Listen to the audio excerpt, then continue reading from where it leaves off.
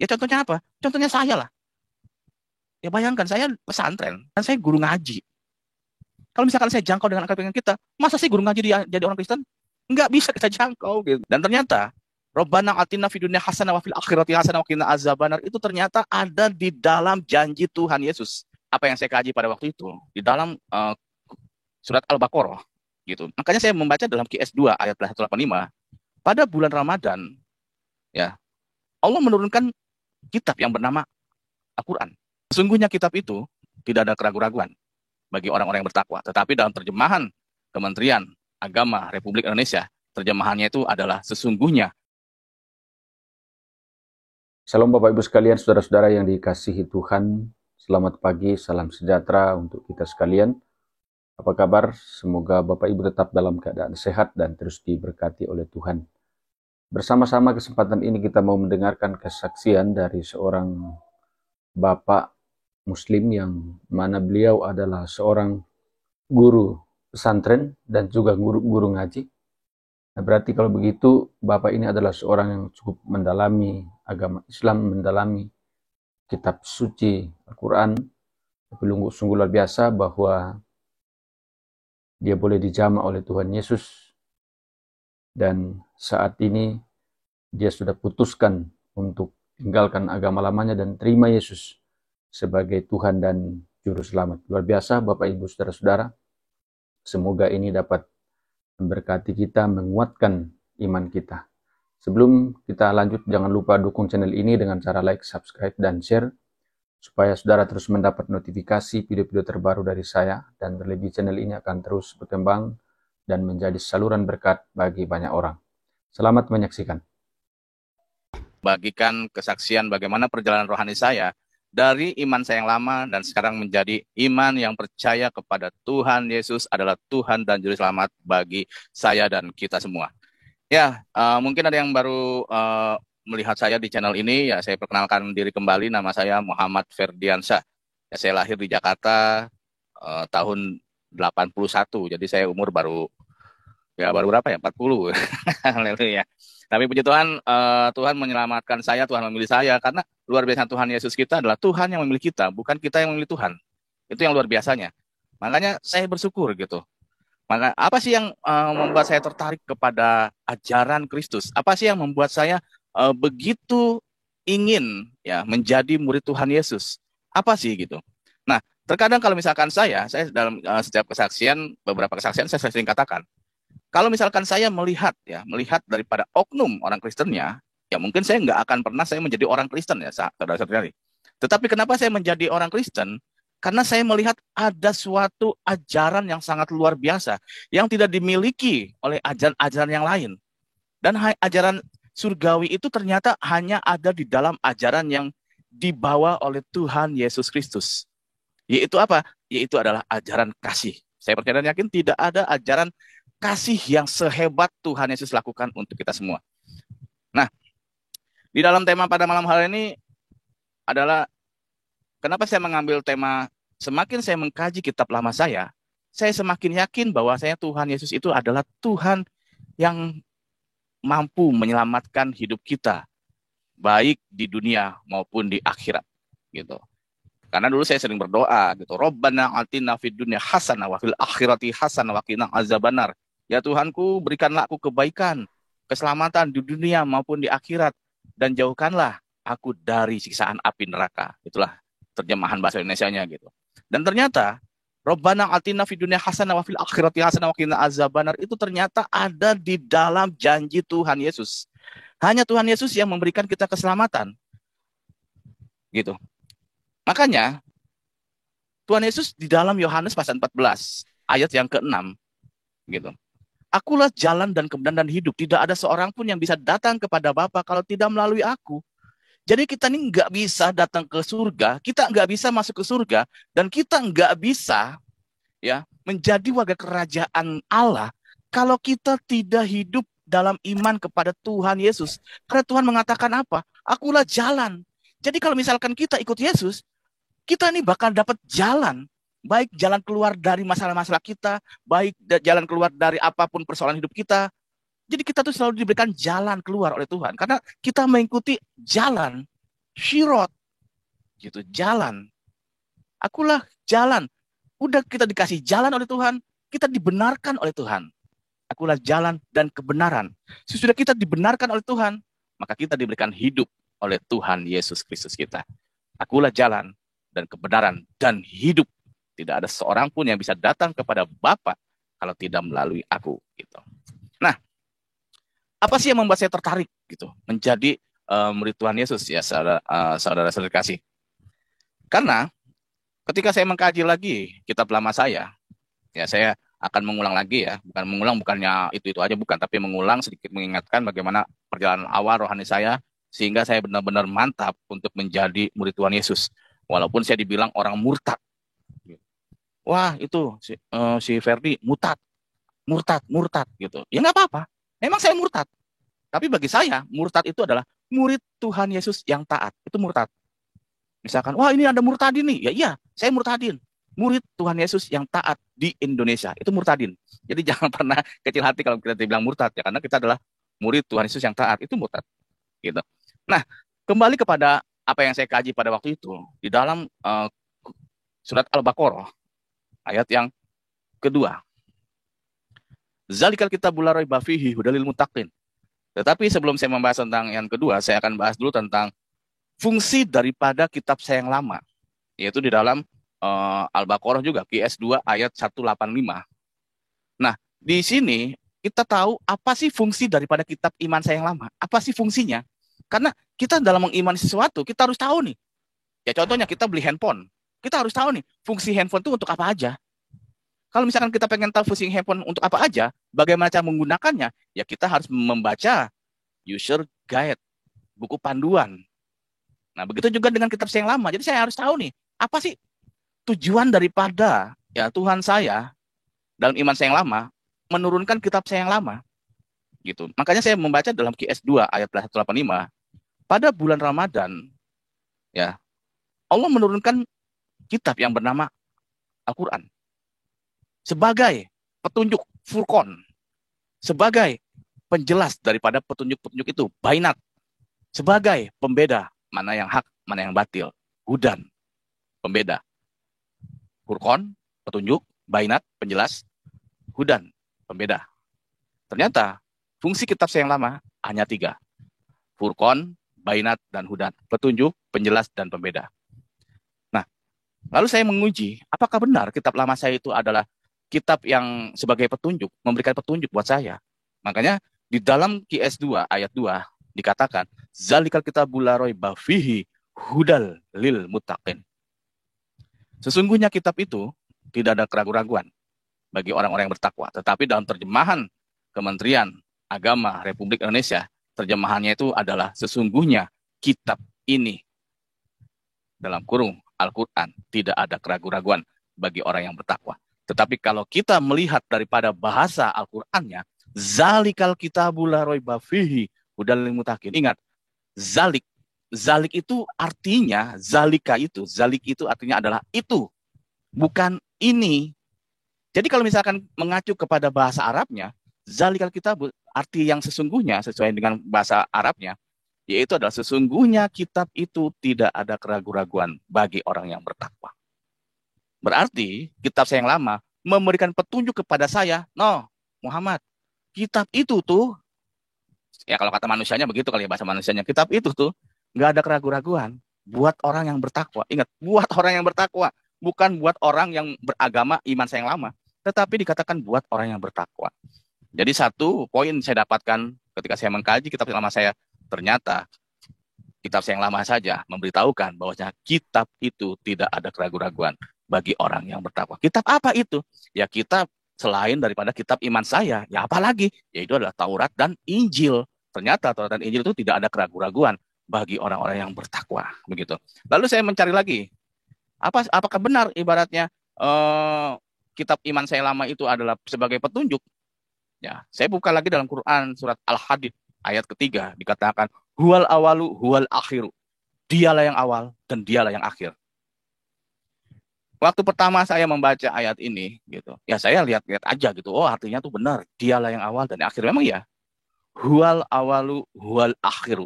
Dialah yang awal dan dialah yang akhir. Tetapi kalau misalkan kita mengkaji lagi dari bahasa aslinya, huwa itu adalah panggilan bagi seorang laki-laki. Lalu saya di situ berpikir, lalu di situ Tuhan memberikan hikmat kepada saya, saudara-saudara kasih. Apa yang hikmat Tuhan yang berikan kepada saya? Di dalam iman saya yang lama, saya berkeyakinan bahwasanya Tuhan yang saya imani dulu itu bukan laki-laki ataupun bukan berjenis perempuan, karena gaib gitu, bentuknya zat gaib, nggak kelihatan, jadi laki-laki bukan. Tetapi kenapa kok bahasa dari Al-Qur'annya huwa itu adalah panggilan untuk laki-laki? Dan kenapa kalau misalkan saya langsung dapat hikmatnya begini, ini nih kitab ini nih Tuhan saya yang turunkan, kenapa bahasanya dia bukan aku? Seolah-olah Tuhan saya yang lama itu memberikan satu petunjuk pada saya. Huwal awalu wal akhiru. Dialah yang awal dan dialah yang akhir. Siapakah dia? Dikarenakan dia itu adalah, huwa itu adalah panggilan untuk laki-laki, maka Tuhan Yesus berkata dalam Wahyu, akulah Alfa dan Omega. Luar biasa. Gitu. Luar biasa sekali. Sekian ratus tahun Tuhan Yesus sudah menjawab. Karena Tuhan Yesus tahu nanti itu akan ada kitab yang berkata huwal awalu huwal akhiru. Dialah yang awal dan dialah yang akhir. Siapakah dia? Ya, Tuhan Yesus menjawab dulu, akulah Alfa dan Omega. Dan saya bangganya menjadi orang Kristen, menjadi pengikut Tuhan Yesus. Setiap apa yang diucapkan oleh firman Tuhan, Tuhan Yesus selalu berkata aku. Enggak pernah berkata dia. Tuhan Yesus selalu bilang aku. Begitu percaya dirinya Tuhan, begitu percaya dirinya Yesus Tuhan kita, bahwasanya memang hanya Yesus saja yang mempunyai otoritas penuh untuk memberikan keselamatan kepada kita semua. Makanya Tuhan Yesus selalu berkata aku. Tadi di ayat pembuka saya katakan, akulah jalan dan kebenaran dan hidup. Begitu percaya dirinya Tuhan Yesus. Kenapa? Karena Tuhan tahu hanya dialah yang mempunyai otoritas memberikan keselamatan kepada kita semua. Gitu. Lalu apa sih yang membuat saya jatuh cinta? Kalau kata bahasa gaulnya anak mudanya itu falling in love, gitu. Falling in love, gitu. Falling in love kepada Tuhan Yesus, gitu. Yang pertama, kita akan baca di dalam Injil Yohanes pasal 10 ayat 11. Injil Yohanes pasal 10 ayat yang ke-11. Maaf, saya sambil minum ya. Ya. Ya. Saya akan bacakan. Akulah gembala yang baik. Gembala yang baik memberikan nyawanya bagi domba-dombanya. Luar biasa. Ayat ini sangat luar biasa. Yesus adalah gembala yang baik. Yesus adalah Tuhan yang baik. Yesus adalah Tuhan yang maha baik. Gembala yang baik ya, memberikan nyawanya bagi domba-dombanya. Kita ini adalah domba-domba yang hilang, yang diselamatkan oleh Tuhan. Kita adalah domba-domba yang sekarang kita dipilih oleh Tuhan untuk menjadi warga kerajaan Allah. Saya katakan, kita ini nggak layak di mata Tuhan, sahabat, saudara-saudara kasih. Kita ini nggak layak di mata Tuhan, sangat-sangat nggak layak. Kenapa? Dosa kita ini terlalu banyak. Kesalahan kita ini nggak, ini kalau misalkan kita hitung pakai kalkulator, mungkin itu kalkulator langsung hang, langsung ngeblank gitu. Saking apa? Saking banyaknya dosa kita. Jadi kalau misalkan secara kasat di mata Tuhan, kalau kita mengkoreksi diri, kita ini sangat nggak layak di mata Tuhan. Begitu juga dengan saya ini sangat nggak layak di mata Tuhan. Tapi kenapa Tuhan memilih saya? Kenapa Tuhan menyelamatkan saya? Kenapa Tuhan Yesus mengambil saya dari kegelapan menuju terangnya? Karena Tuhan mengasihi saya dan saudara.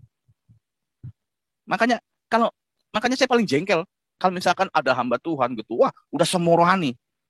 Ingat, kita ini sangat nggak layak di mata Tuhan sebenarnya. Tetapi Tuhan melayakkan kita untuk berkenan di hadapannya. Kenapa? Karena Tuhan sangat mengasihi kita semua. Kenapa saya berani katakan Tuhan sangat mengasihi kita semua? Inilah yang membuat saya jatuh cinta kepada Tuhan. Inilah yang membuat saya semakin mengimani Tuhan Yesus Tuhan Yesus kita semua.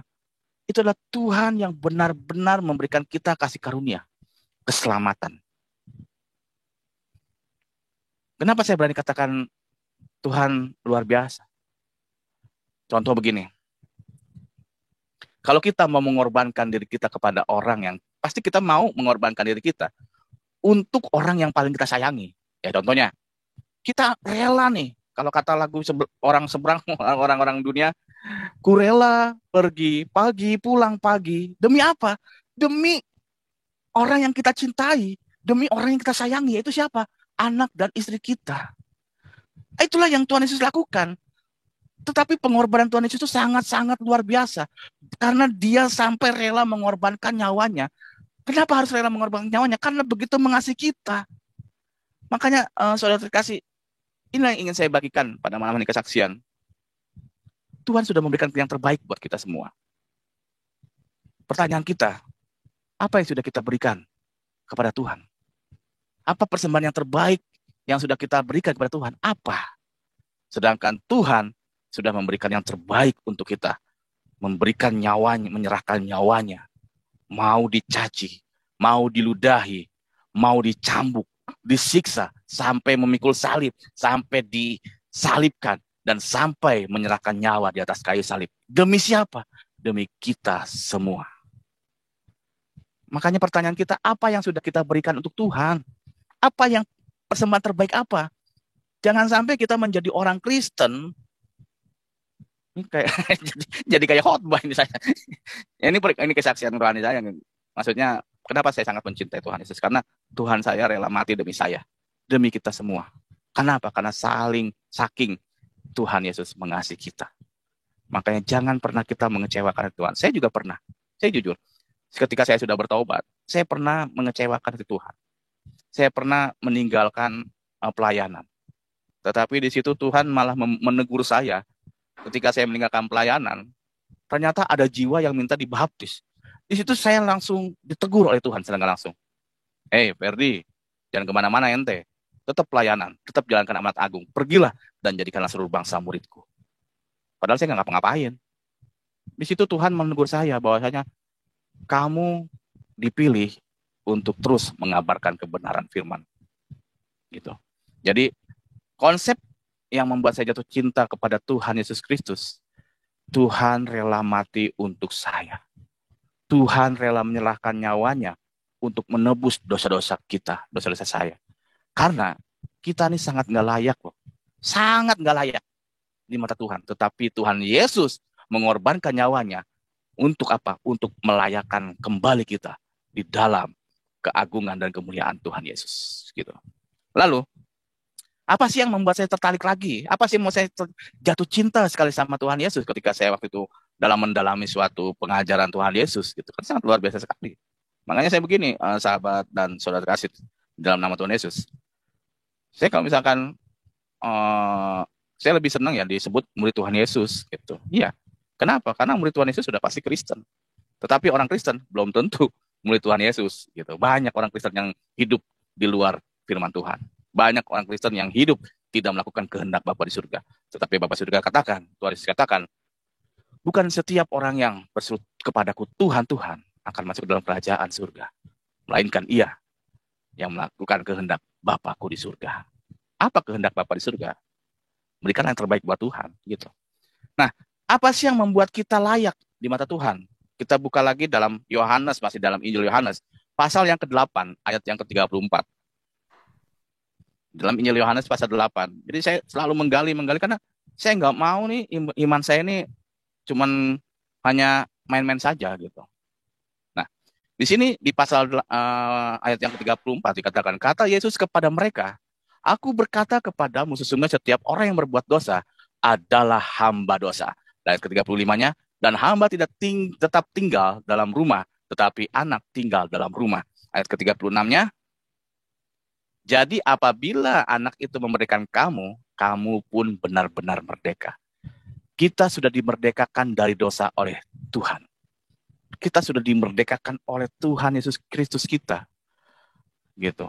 Karena kita ini adalah hamba dosa dulunya.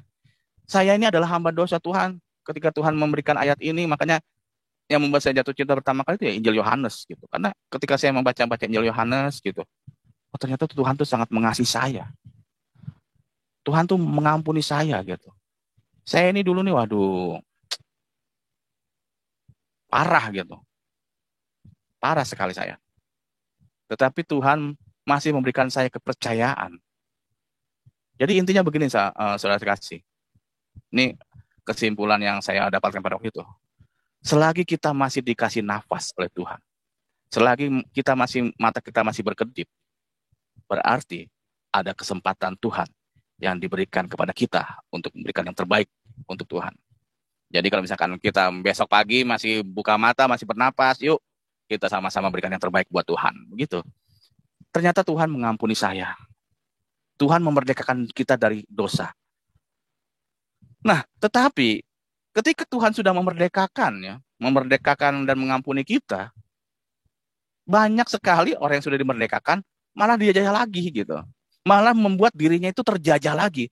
Terjajah oleh apa? Terjajah oleh ilah-ilah zaman. Terjajah oleh sifat-sifat kedagingan. Terkurung kembali oleh sifat-sifat kedagingan. Makanya kalau misalkan kita melihat ya, oknum-oknum orang Kristen, ya banyak lah, masih banyak sekali kok. Gitu. Tetapi kita malam hari ini, saya ingin membagikan, ternyata waktu itu Tuhan mengampuni saya. Tuhan sudah memerdekakan saya. Dan Tuhan sudah rela mati untuk saya. Untuk apa? Untuk mengembalikan konsep awal Tuhan menciptakan manusia. Karena konsep awal Tuhan menciptakan manusia adalah supaya ruh yang dikandung oleh manusia itu adalah ruh daripada sifat keilahian. Tetapi karena manusia pertama jatuh dalam dosa, maka batalah konsep rencana awal Tuhan. Makanya Tuhan Yesus datang nuzul ke dunia. Nah ini, dulu saya punya pikiran gini, wah masa Tuhan jadi manusia? Ya benar. Wah Tuhannya orang Kristen ada tiga. Gitu. Bapa, Anak, Roh Kudus. Wah masa Tuhan mati? Wah masa Tuhan nggak ngelawan? Gitu.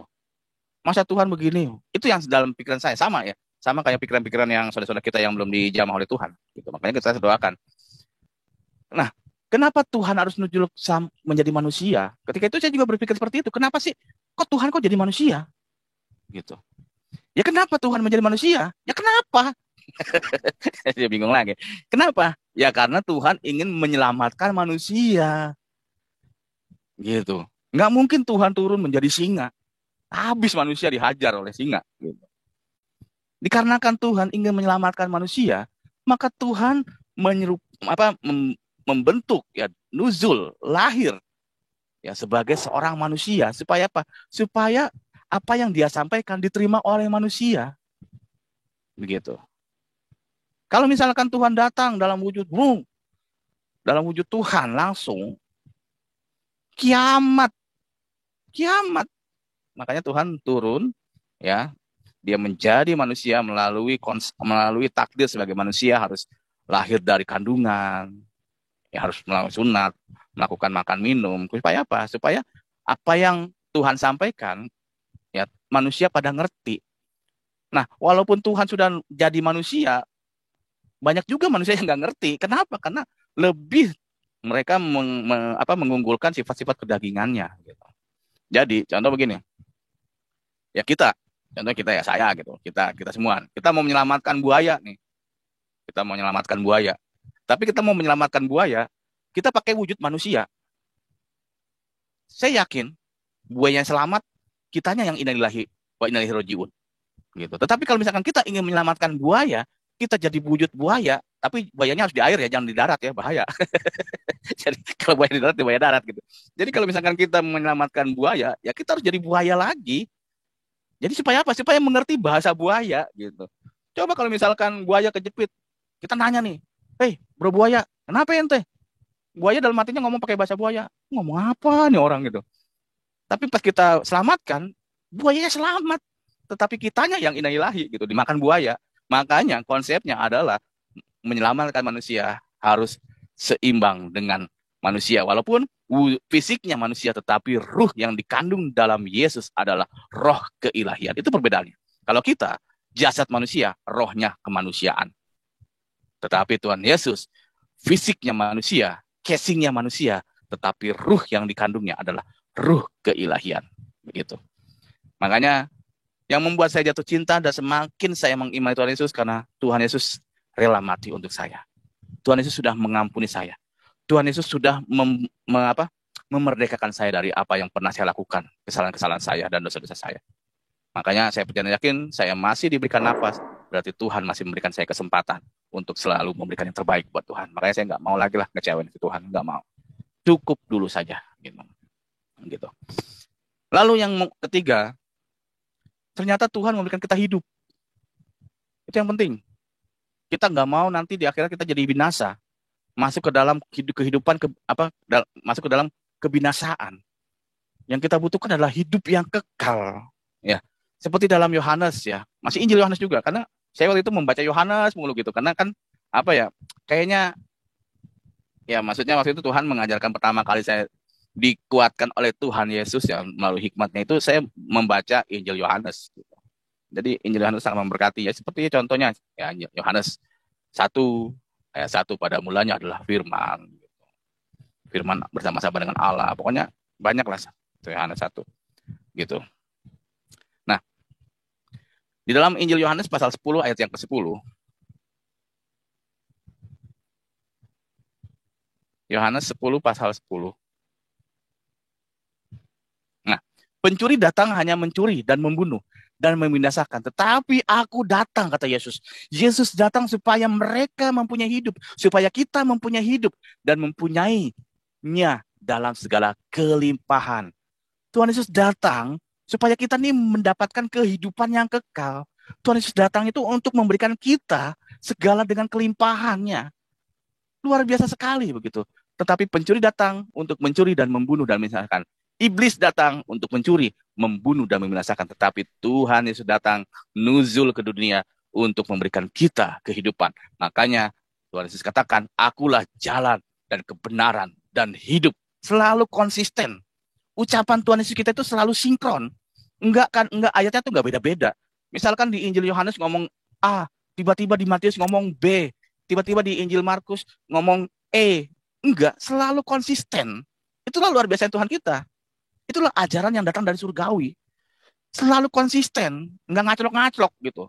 Misalkan kalau misalkan kita baca ayat, baru kita baca surat Yunus gitu. Maksudnya baca kisah Yunus. Baca kisah Yunus, belum tamat Yunus nih. Belum dimuntahin oleh ikan besar, oleh paus gitu. Tiba-tiba udah ngacok lagi ke kisah Anu. Ya bingung kita. Ya jangankan ngacok-ngacok lah gitu. Misalkan kita nonton film aja ya, film di TV lokal gitu. Lagi seru-serunya misalkan filmnya film apa ya? Film action misalkan Jet Li. Pas Jet Li mau mukul musuhnya, tiba-tiba iklan Paramek. Kan kesel kita. Oh, iklan. Aduh, lagi seru-serunya Jet Li mau mukul musuhnya malah iklan gitu. Malah iklan sakit kepala begitu. Bukannya kita hilang sakit kepala, malah sakit kepala gitu. Sama seperti ayat-ayat yang tidak selalu konkret gitu. Ngaclok-ngaclok. Satu ngomong ini, nanti yang ayat kedua ngomong itu. Nah, berbeda dengan Alkitab. Dari saya membaca Kejadian saja, itu saya membacanya tuh enak. Memahami tentang kejadian awal mulanya tuh ngerti. Karena apa? Karena konsisten. Sinkron gitu. Dari pasal pertama, sinkron bagaimana Tuhan menciptakan langit dan bumi. Semua itu sinkron nyambung sampai selesai, baru ganti topik, ganti perikopnya selesai set. Ganti topik lagi, tapi sampai finish semua, nggak setengah-setengah gitu. Misalkan kayak ya kita kan dulu ya kalau ibu-ibu nonton sinetron tuh ya, wah lagi seru-serunya gitu, wah tiba-tiba bersambung, ya kayak gitulah kitab yang, tapi udahlah. Intinya Tuhan Yesus kita tuh selalu konsisten. Permasalahannya orang Kristen masih jarang yang konsisten. Ketika diberikan berkat yang berkelimpahan, wah haleluya, Tuhan Yesus baik, Tuhan Yesus dahsyat, Tuhan Yesus good, very very good, pokoknya Tuhan Yesus mah nggak ada duanya lah pokoknya. Itu di saat kasih berkat. Tetapi ketika kita diuji, dihantam oleh badai, oleh tantangan kehidupan, Tuhan, kenapa sih saya harus mengalami ini? Tuhan, padahal saya tiap hari Minggu tuh saya selalu memberikan kolekte, kasih persembahan, perpuluhan. Kenapa Tuhan? Inilah tidak konsisten imannya. Harusnya kita di saat diberikan berkat atau belum diberikan berkat, bukan tidak ya, belum diberikan berkat oleh Tuhan, tetaplah kita memuji, bersyukur dan memuliakan namanya. Kenapa? Tuhan tuh selalu konsisten dengan janji-janjinya. Tuhan itu selalu konsisten dengan firman-firmannya, dengan pengajarannya. Karena Tuhan Yesus datang untuk membawa ajaran. Ajaran apa? Ajaran untuk mengembalikan kita kepada konsep yang Tuhan rencanakan, bagaimana manusia itu awal mulanya direncanakan oleh Bapa kita. Begitu. Ternyata Tuhan memberikan hidup kepada kita. Aku memberikan hidup. Ya, di dalam masih Injil Yohanes pasal 6 ayat yang ke-51. Injil Yohanes pasal yang ke-6 ayat 51. Ya, saya kesaksian ini masih 10 jam lagi kayaknya. Haleluya.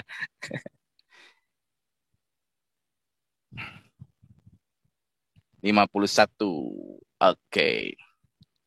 Oh, sabar, ada notif jadi nggak kelihatan ayatnya. Oh ya, oke. Akulah roti hidup yang turun dari sorga. Jikalau seorang dah makan dan dari roti ini, ia akan hidup selama-lamanya. Dan roti yang kuberikan itu ialah dagingku yang kuberikan untuk hidup dunia. Kita diberikan roti kehidupan oleh Tuhan. Kenapa kita diberikan roti? Roti itu berbicara tentang pengorbanan Tuhan. Makanya kalau misalkan kenapa banyak orang Kristen yang tidak hidup dalam sesuai koridor firman Tuhan? Kenapa banyak orang Kristen yang tidak hidup dalam jalur Alkitab? Kenapa? Karena dia tidak menerima roti itu dengan imannya. Dia tidak melihat bagaimana pengorbanan Tuhan Yesus untuk waktu itu menebus kita semua. Begitu juga dengan saya dulu. Ketika saya dulu menghujat Tuhan Yesus, ketika saya dulu bilang, masa orang Kristen Tuhannya 3? Masa orang Kristen kok nyembah manusia? Masa Tuhan kok disalib? Dikarenakan Tuhan memberikan rotinya, pengorbanannya untuk menebus saya, untuk mengangkut saya, mengangkat saya dari ruang kegelapan menuju terang dunia, menuju terangnya yang ajaib. Itu karena Tuhan mengorbankan dirinya yang disimbolkan oleh roti, dilambangkan oleh roti. Makanya kalau misalkan perjamuan kudus, waduh, kita bayangkan bagaimana kita ini ditebus oleh Tuhan gitu. Kalau kita misalkan perjamuan kudus tuh, bayangin kita kita bayangkan bahwasanya Tuhan Yesus tuh disiksa, disalib, darahnya tercurah, bahkan sampai mati. Waduh, saya kalau misalkan perjamuan itu selalu membayangkan tuh saya tuh, waduh, Tuhan tuh sangat luar biasa. Tuhan rela mengorbankan nyawanya demi kita, sahabat. Tuhan rela mengorbankan, mencurahkan darahnya untuk kita. Nggak ada Tuhan yang seperti Tuhan kita. Kenapa Tuhan berani seperti itu? Karena Tuhan sayang sama kita semua. Gitu. Ya, ketika saya sudah membaca Injil Yohanes, walaupun nggak penuh ya, maksudnya ya pengajaran yang pertama itu dari Injil Yohanes. Lalu ya, kemarin saya sudah sampaikan dalam kesaksian saya yang pertama, bagaimana supaya kita diselamatkan oleh Tuhan. Bagaimana caranya kita supaya kita diselamatkan oleh Tuhan Yesus? Bagaimana kita menjadi warga kerajaan Allah? Ya di dalam Markus ya, Injil Markus pasal 16 ayat 16 dikatakan, barang siapa yang percaya dan dibaptis, maka ia akan diselamatkan. Barang siapa yang tidak percaya, maka ia akan dihukum. Gitu. Siapa yang percaya dan dibaptis akan diselamatkan. Percaya saja nggak cukup. Oh, saya percaya bahwasanya Yesus itu adalah utusan. Saya percaya Yesus itu ada, tapi nggak dibaptis. Baptis itu adalah lambang pertaubatan. Gitu. Kalau percaya doang nggak cukup kata Tuhan, tapi harus baptis, maka ia baru akan diselamatkan. Pembaptisan itu adalah berbicara tentang simbol pertobatan. Simbol kita menguburkan sifat-sifat masa lama kita, masa lalu kita. Simbol di mana kita menguburkan dosa-dosa kita, menanggalkan jubah lama kita, menanggalkan kebiasaan lama kita, dan menanggalkan segala tingkah laku kita yang tidak berkenan di hadapan Tuhan. Itulah simbol pembaptisan. Jadi kita iman, kita bertobat, kita akan diselamatkan. Tapi kalau misalkan tidak percaya, akan dihukum. Nggak dibaptis, akan dihukum. Begitu. Kenapa? Karena memang Yesus itu adalah luar biasa bagi saya. Wah, satu pribadi ya yang sangat luar biasa. Tuhan yang benar-benar real, benar-benar layak untuk dipanggil Tuhan. Benar-benar layak untuk kita menyembahnya. Benar-benar layak untuk kita jadikan Tuhan dan Juru Selamat kita.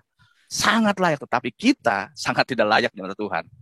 Tetapi kita dilayakkan melalui pengorbanan Tuhan Yesus Kristus di hadapan Tuhan. Gitu. Luar biasa. Makanya saya dulu pernah mengecewakan dan saya pernah hidup tidak sesuai dengan firman Tuhan. Bahkan saya meninggalkan pelayanan. Tetapi ketika Tuhan memberikan satu jiwa di saat saya tidak dalam pelayanan, di situ tanpa secara langsung Tuhan menegur saya. Perdi, lu jangan kemana-mana, tetap pelayanan, tetap cari jiwa. Gitu. Tetaplah berbuah. Karena apa? Karena Yesus adalah pokok anggur. Kita buka dalam Injil Yohanes pasal 15 ayat 1 sampai 15. Di situ Tuhan berbicara tentang akulah pokok anggur. Gitu. Akulah pokok anggur yang benar. Gitu. Yohanes 15, Pak. Itu Markus. Ya, Yohanes 15. Akulah pokok anggur yang benar, kata Yesus. Yesus adalah pokok anggur yang benar dan Bapakkulah pengusahanya. Ingat nih. Ini teguran buat saya pada waktu itu.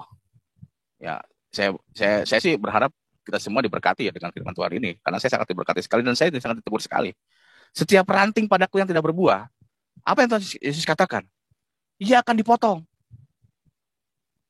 Setiap yang berbuah dibersihkan. Supaya apa? Supaya terus lebih banyak berbuah gitu. Ya, next ayat ketiganya, Pak. Bisa diseledingkan gitu. Kamu memang sudah bersih karena firman yang telah kukatakan kepadamu. Tinggallah di dalam aku, kata Yesus. Yesus nyuruh tuh tinggal, ayo tinggal dalam aku. Dan aku ada dalam kamu. Sama seperti ranting yang tidak berbuah. Ingat, setiap orang yang tidak memberikan yang terbaik untuk Tuhan, itu sama saja seperti ranting yang tidak berbuah. Ya. Jadi, dari dirinya sendiri, kalau ia tidak tinggal dalam pokok anggur, demikian juga kamu tidak berbuah jikalau kamu tidak tinggal di dalam aku. Ayat kelimanya, akulah pokok anggur dan kamulah ranting-rantingnya. Barang siapa tinggal dalam aku dan aku dalam dia, ia akan berbuah banyak. Sebab di luar aku, kamu tidak berbuat apa-apa. Dia benar. Ketika saya hidup di luar Tuhan Yesus, apa sih yang saya rasakan? Kehampaan, ketidakjelasan. Semuanya tuh serba serba mudah-mudahan. Mudah-mudahan. Gitu. Tetapi ketika saya beriman kepada Tuhan Yesus pasti nggak pakai mudah-mudahan, nggak pakai waduh lupa nih gitu, enggak. Janji Tuhan Yesus adalah ya dan amin. Pertanyaannya, apakah kita selalu setia menantikan janji Tuhan? Nah, itu pertanyaannya kadang-kadang orang Kristen ya. Ya termasuk saya juga dulu kayak gitu. Wah, Tuhan kenapa ya? Tuhan kenapa ya? Sama juga saya seperti itu. Itu proses pendewasaan iman yang Tuhan Yesus ajarkan kepada kita semua. Tetapi kita sekarang yang sudah dengan zaman terbuka seperti ini, zaman online, internet terbuka begini, YouTube atau apapun, justru kita semakin mengenal ya siapa pribadi Tuhan kita yang luar biasa ini. Gitu. Nah, jadi Tuhan Yesus katakan setiap ranting yang tidak berbuah maka ia akan dipotong. Sudah dipotong dibuang. Sudah dibuang dicampakkan. Sudah dicampakkan akan dibakar. Bayangkan. Makanya kita sebagai ranting-ranting Tuhan, kita adalah ranting-ranting anggur yang pokoknya adalah Tuhan Yesus gitu. Kalau ranting kita ini rantingnya nggak berbuah, ya kita akan dipotong oleh Tuhan. Akan dibuang, akan dicampakkan dan akan dibakar. Berbicara tentang kita akan dimasukkan ke dalam kehidupan kebinasaan. Waduh, jangan sampai. Makanya ini teguran yang sangat keras sekali buat saya. Gitu. Nah, lalu ajaran kasih yang saya sangat dapatkan itu ajaran kasih yang selanjutnya. Mana ada sih ajaran kasih seperti yang Tuhan Yesus ajarkan kepada kita. Gitu. Bayangkan, doakanlah orang yang berbuat jahat kepadamu. Mintalah berkat buat orang yang mencaci kamu. Waduh, inilah ajaran yang sangat luar biasa begitu. Walaupun kita ini ya, maksudnya saya dulu kalau misalkan saya dihina, itu bahkan saya kejar sampai manapun itu. Tetapi ketika saya hidup dalam Tuhan sekarang saat ini, ya puji Tuhan. Sepertinya tuh kehidupan saya sekarang ini mulai dikonsepkan oleh Tuhan. Dikonsepkan oleh Tuhan, disusun sedemikian rupa. Pertanyaannya, apakah kita selalu mau untuk dibentuk seperti Tuhan yang inginkan? Ya, kita nih ya seperti ya kalau ada satu pujian gitu, bagaikan bejana siap dibentuk, begitulah hidupku, gitu. Begitulah hidup kita. Gitu. Jadi kita ini seperti bencana yang siap dibentuk oleh Tuhan. Nah, jangan sampai kita bejana-bejana yang nggak mau dibentuk oleh Tuhan. Banyak loh. Makanya kalau misalkan ada yang bencana yang belum siap dibentuk oleh Tuhan, ayo sama-sama kita malam hari ini bertobat. Ya, gitu. Haleluya. Ya. Lalu yang luar biasa sekali, ini yang saya sangat dapatkan sekali, ya. Matius 16, gitu, ayat 24 sampai dengan 26. Jadi jangan pernah berpikir, ya, jadi orang Kristen itu enak. Gitu. Matius pasal yang ke-16 ayat 24. Lalu Yesus berkata kepada murid-muridnya, setiap orang yang mau mengikut aku, setiap kita yang mau mengikut Yesus, setiap kita yang mau mengimani Yesus, ia harus menyangkal dirinya dan memikul salibnya dan mengikut aku. Jadi saya tegaskan, stop berbicara fitnah kalau orang dari luar iman Kristen, lalu dia mengimani Yesus sebagai Tuhan dan Juru Selamat, itu gara-gara dibayar oleh gereja, dibayar oleh hamba Tuhan. Nih, baca ayatnya. Saya juga mengatakan itu kepada istri saya. Saya bilang, Mah, kalau misalkan Mama udah siap ikut Tuhan Yesus, ingat, jangan pernah kita menginginkan, mengharapkan, ingin kita berhayal bahwasanya kita ikut Yesus, hidup kita bakal enak di dunia. Jangan pernah bermimpi seperti itu. Karena janji Tuhan, setiap orang yang mau ngikut Yesus, ia harus menyangkal, harus. Ingat, harus itu berbicara tentang wajib. Kudu kalau kata bahasa Sundanya, kudu gitu. Kudu nyangkal dirinya, kudu menyangkal dirinya, memikul salib dan mengikut aku. Jadi jangan pernah kita berharap, Bi, nanti kalau kita jadi orang Kristen kita bakal punya rumah, punya ini. Jangan. Gitu. Jangan pernah berharap seperti itu. Tetapi kita selalu yakin. Yang penting kita mendapatkan endingnya. Finishnya. Apa finishnya? Ketika kita setia dalam Yesus. Finishnya adalah kita menjadi warga kerajaan Allah. Gitu. Saya ada berapa waktu lagi, Pak? Masih ada waktu, Pak. Ya, kurang lebih 10-15 menit, Pak. Silakan. Oke. Ya, 10-15 jam lagi ya, Pak ya. Oke. Ya. Nah, lalu jadi poin-poin yang saya dapatkan pada waktu itu ketika saya sesudah saya mengupas ya kitab-kitab lama saya ya memang kitab-kitab lama karena memang kitab yang saya imani dulu bukan hanya satu saja, itu ada beberapa gitu. Yaitu ada hadis, ada yang lain-lain banyak. Tetapi induknya satu gitu. Ternyata saya tidak pernah mendapatkan konsep pengajaran seperti yang Tuhan Yesus berikan kepada saya sampai detik ini. Tidak pernah saya dapatkan. Di kitab lama saya malah bilang, bunuhlah dimanapun kamu menemui mereka, yaitu orang-orang munafik, orang-orang musyrik. Tetapi Tuhan Yesus ajarkan apa? Apabila kamu ditampar pipi kanan, maka berikanlah pipi kiri.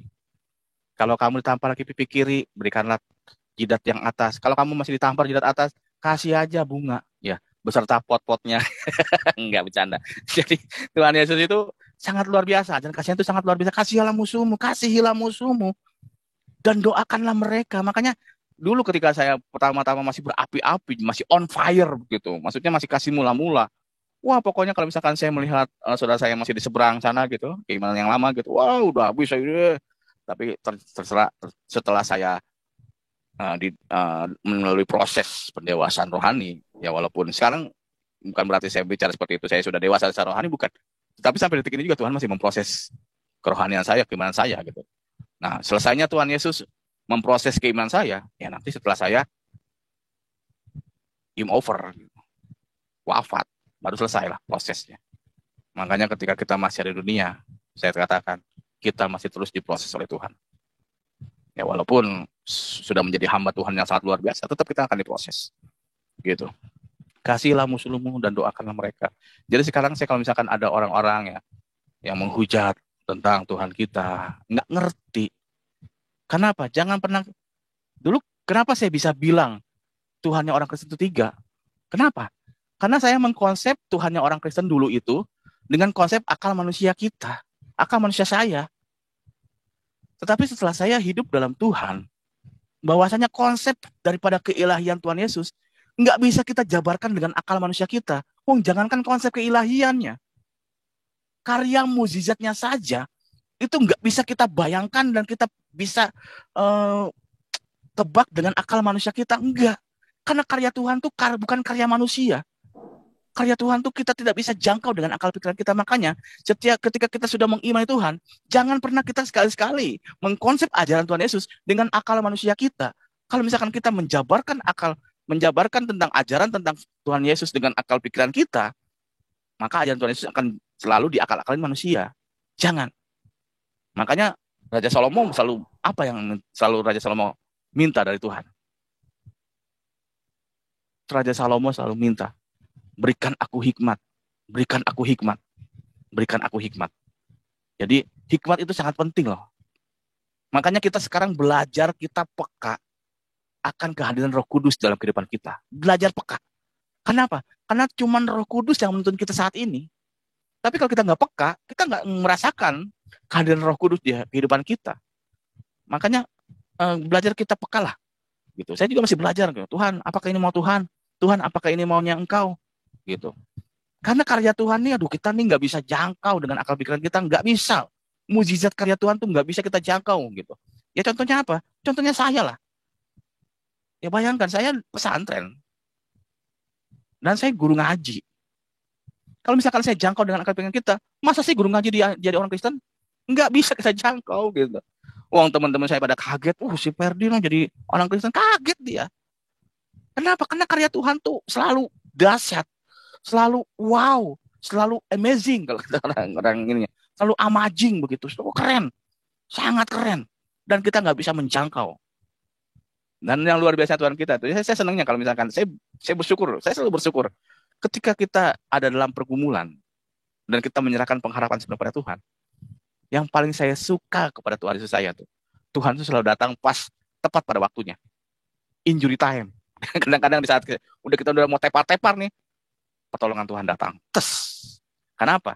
Karena Tuhan tahu kapan Tuhan harus menolong dia. Karena Tuhan tahu waktunya kapan Tuhan harus menolong kita semua. Terkadang kita yang nggak sabar menanti janji Tuhan. Terkadang kita yang pengen buru-buru, pengen instan. Misalkan kita doa, kalau misalkan doa, Tuhan berikanlah berkat-Mu gitu. Besoknya belum dapat berkat gitu. Wah Tuhan kok doanya nggak dijawab gitu. Makanya kalau pengen doa dijawab, pengen dijawab Tuhan, gampang. Hanya doa yang dijawab satu yang langsung dijawab oleh Tuhan adalah doa makan. Gitu. Doa makan. Kita mau makan, kita doa Tuhan berkati makanan ini gitu. Kasih kita buka, wah makanan udah ada gitu. Ya iyalah, karena kita mau makan. Itu langsung dikasih oleh Tuhan tuh. Tapi kalau misalkan yang lain-lain tuh butuh proses gitu. Nah, pertanyaan kita, apakah kita selalu setia menanti janji Tuhan? Gitu. Jangan kita pernah lunglai, letih gitu. Saya dan yakin pertolongan Tuhan selalu ada buat kita. Apapun pergumulan kita, seberat apapun permasalahan kita. Tetapi ingat, ketika permasalahan itu sudah dituntaskan oleh Tuhan, kita jangan bikin masalah lagi. Terkadang manusia begitu ya, saudara kasih. Ketika kita bergumul Tuhan, suara saya putus-putus ya Pak? Bagus Pak. Pak, bagus. Nggak, soalnya ada yang WhatsApp saya dari sahabat saya katanya soalnya putus-putus begitu. Bagus, jelas Pak. Ya? Oke, baik. Ya, jadi ketika kita berharap pada Tuhan. Jadi kebanyakan orang tuh ketika kita diberikan diberikan jalan keluar dari masalah kita, beban hidup kita. Misalkan Tuhan, saya punya hutang, tolong Tuhan berikan jalan keluar Tuhan supaya saya bisa melunasi hutang-hutang saya Tuhan. Wah bergumul terus ketika Tuhan memberikan jalan keluar sehingga dia mendapatkan berkat, sehingga hutangnya dibebaskan, bisa dilunasi. Tiba-tiba dia ngutang lagi, ya sama aja bohong begitu. Janganlah kita membuat masalah, lalu sesudah masalah itu ada, kita minta Tuhan. Ketika Tuhan nggak jawab, kita mengeluh pada Tuhan. Ini nih, mental-mental begini yang harus kita musnahkan dari diri kita. Ketika masalah kita sudah dituntaskan oleh Tuhan, jangan kita bikin masalah lagi. Gitu. Tetaplah hidup dalam kehendak firman Tuhan. Tetaplah hidup sesuai dengan rencana Tuhan. Walaupun terkadang rencana Tuhan itu tidak sesuai dengan keinginan kita. Tetapi percaya dan yakin, Tuhan selalu memberikan rencana yang terindah buat kita semua. Buat saya dan yang menyaksikan live pada malam hari ini. Tuhan tidak pernah memberikan yang tidak indah. Tuhan tidak pernah memberikan yang biasa-biasa aja buat kita. Enggak. Tetapi Tuhan selalu memberikan kita rencana-rencana yang indah, rencana-rencana yang luar biasa, rencana-rencana yang tidak bisa kita jabarkan dengan akal pikiran kita. Dari situ saya mulai paham. Ternyata konsep Tritunggal, konsep keilahian Tuhan Yesus tidak bisa kita jabarkan dengan akal pikiran kita. Kenapa? Karena Tritunggal berbicara bukan oknum, tetapi berbicara tentang kepribadian. Bagaimana kepribadian Yesus kenapa menjadi tiga? Ya kita jangan jangkau dengan akal manusia kita. Gitu. Karena akal manusia kita tuh begitu. Di konsep 1 tambah 1 tambah 1 sama dengan 3. Nah itu konsepnya. Itu konsep manusia, tetapi konsep Tuhan 1 tambah 1 tambah 1 1. Gitu. Itu konsep Tuhan. Kenapa? Karena kita bukan Tuhan. dan Tuhan bukan manusia. Jadi jangan pernah kita menjabarkan ya konsep daripada keilahian Tuhan Yesus kita. Kok Tritunggal? Bukan oknum itu. Tritunggal itu bukan berbicara tentang oknum, tetapi berbicara tentang kepribadian. Di situ saya mulai paham, oh ternyata sebelum kitab lama saya berkata, katakanlah bahwasanya Allah itu Esa. Alkitab sudah berkata duluan, Sema Israel, Adonai Ehad. Katakanlah hai bangsa Israel bahwasanya Adonai Esa. Itu. Makanya tetaplah kita meminta hikmat pada Tuhan. Dan selalu percaya pertolongan Tuhan pasti ada. Jawaban dari doa kita pasti akan dinyatakan dalam kehidupan kita. Yang penting kita selalu menaruh pengharapan sepenuhnya kepada Tuhan. Jangan kita pernah mengeluh, Tuhan kenapa? Tuhan kenapa? Oh Tuhan kenapa? Gitu. Baru ngasih perpuluhan sebulan aja udah, Tuhan kenapa kok begini? Jangan. Gitu. Apa yang kamu beri untuk Tuhan belum sebanding dengan Tuhan yang berikan untuk kita semua. Masih terlalu jauh. Makanya kalau misalkan pernah saya pelayanan tuh, wah pokoknya baru nyumbang segitu, satu kampung tahu semua gitu. Gitu. Saya nyumbang ini, aduh. Tuhan tuh belum, pengorbanan kamu tuh belum apa-apanya yang Tuhan berikan untuk kamu. Pengorbanan yang Tuhan berikan itu belum ada apa-apanya yang apa yang kita berikan saat ini. Oh itu Pak Muhammad misalkan sudah membaptis, memberikan jiwa sekian puluh. Itu belum sebanding apa yang Tuhan korbankan untuk saya. Dan untuk kita semua, belum sebanding. Makanya teruslah kita memberikan yang terbaik kepada Tuhan. Karena Tuhan sudah memberikan yang terbaik buat kita. Jadi inilah ajaran Tuhan Yesus yang membuat saya semakin kuat dalam Tuhan. Semakin saya percaya dalam Tuhan. Semakin saya menaruh pengharapan sepenuhnya oleh Tuhan. Sampai detik ini saya masih diproses oleh Tuhan. Gitu. Masih sampai ini masih diproses. Masih diterpa. Gitu. Masih diuji. Gitu. Masih. Kata Tuhan, kalau misalkan kamu pengen bebas dari ujianku, kalau kamu pengen bebas dari tantangan yang aku berikan kepadamu, kamu harusnya wafat. Oh, jadi kalau misalkan kita wafat, udah finish. Gitu. Kenapa? Disitulah kita akan menerima janji Tuhan yang kita inginkan selama hidup kita, yaitu adalah keselamatan dan kehidupan yang kekal. Gitu. Tetaplah kita setia kepada Tuhan, karena hanya dalam nama Tuhan Yesus, karena di dalam Tuhan Yesus, kita akan mendapatkan kehidupan yang kekal. Kita akan dikembalikan oleh Tuhan kita menjadi warga kerajaan Firdaus. Ya, mungkin itu saja. Demikian kesaksian Bapak ini, saudara-saudara, luar biasa. Semoga ini akan membuat kita semakin kuat, semakin bertumbuh dalam Tuhan, semakin kita beriman sungguh-sungguh kepada Tuhan bahwa Yesus Kristus adalah Tuhan dan Juru Selamat, dan saudara yang percaya adalah orang yang sudah menerima hidup yang kekal, tidak akan binasa. Sampai jumpa di video-video berikutnya, dan Tuhan Yesus memberkati.